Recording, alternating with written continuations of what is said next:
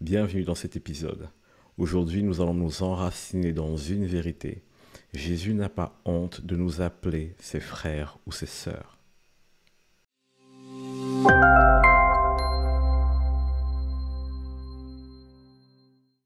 Alors, c'est très surprenant ce que je suis en train de dire. Du moins pour certains d'entre vous, c'est surprenant d'entendre cette phrase.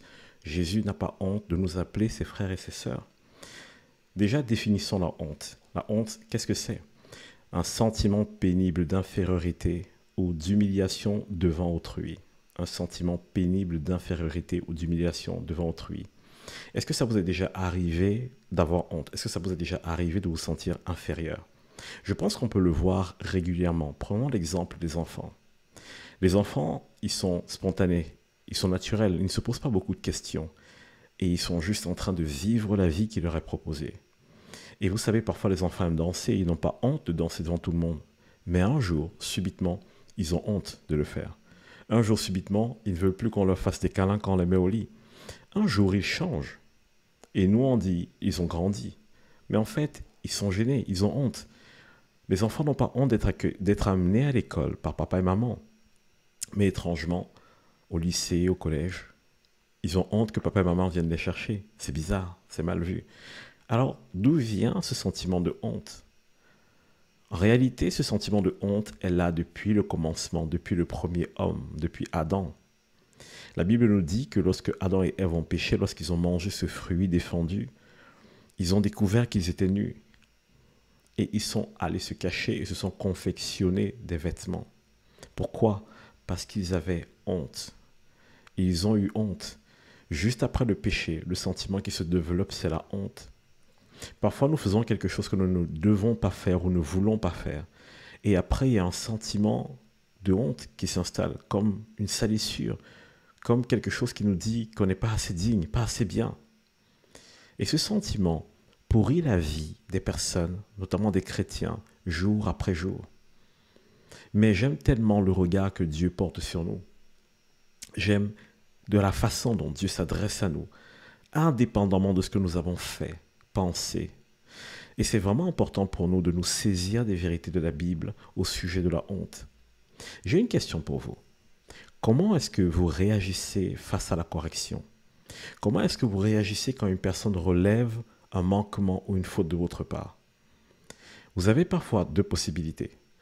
Soit vous allez reconnaître votre tort et vous allez chercher les moyens pour changer, soit vous allez défendre votre position ardemment, parfois même en sachant que vous avez tort. Pourquoi? Parce que derrière, il y a un sentiment d'infériorité qui s'est installé, un sentiment de mal-être, une peur en fait d'être moins bien que les autres, une peur d'être jugé.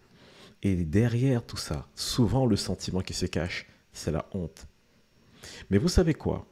Dans la Bible, il y a une église, il y a une communauté dans la ville de Corinthe qui a vécu des choses extraordinaires avec le Seigneur.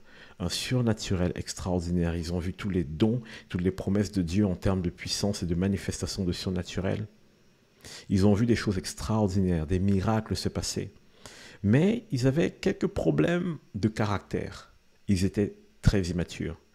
Ils faisaient beaucoup de choses qui ne sont pas agréables à Dieu. Et l'apôtre Paul a écrit à cette église et il a cité les choses qu'il voulait voir changer.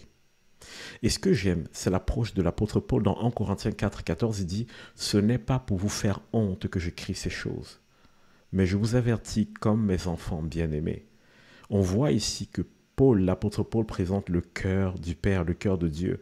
Ce n'est jamais dans le but de nous faire honte. Alors j'ai envie de vous dire ceci. Dieu s'attend à ce que nous changions et nous grandissions, mais jamais dans l'intention de nous faire honte, jamais avec l'intention de nous faire honte. Beaucoup de parents veulent voir leurs enfants réagir, alors ils affichent leurs enfants devant leurs camarades, devant leurs amis. Ils essaient de faire ça pour que l'enfant avance et progresse.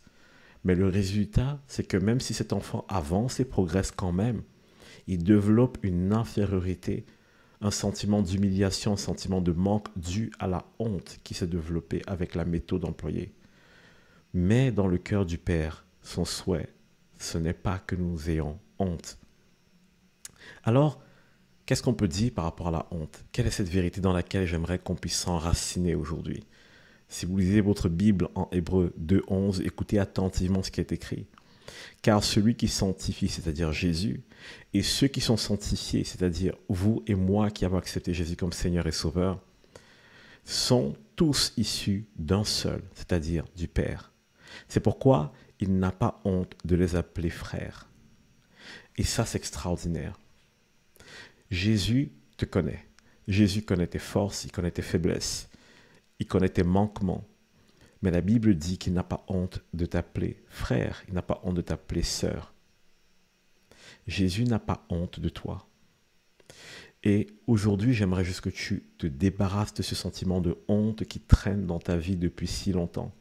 Je ne sais pas ce que tu as fait, je ne sais pas par où tu es passé, je ne sais pas quel est l'acte que tu as commis que tu estimes être impardonnable. Mais si tu es fille de Dieu, tu es la sœur de Jésus, tu es le frère de Jésus et il n'a pas honte de toi. Et donc, maintenant que tu connais cette vérité, j'aimerais que tu te repentes, c'est-à-dire que tu changes ta façon de raisonner. C'est ça le mot repentance, métanoïa, changer sa façon de raisonner. J'aimerais que tu changes ta façon de te voir désormais. J'aimerais que tu saisisses cette main tendue que Dieu t'offre aujourd'hui en te disant « Hey, tu sais quoi, reviens à moi. Fais-moi confiance, accepte que je te corrige, accepte que je prenne soin de toi, que je te montre c'est quoi le chemin de la droiture et de la justice. Et surtout, n'aie pas honte de toi. Parce que moi, je n'ai pas honte de t'appeler ma fille ou mon fils. »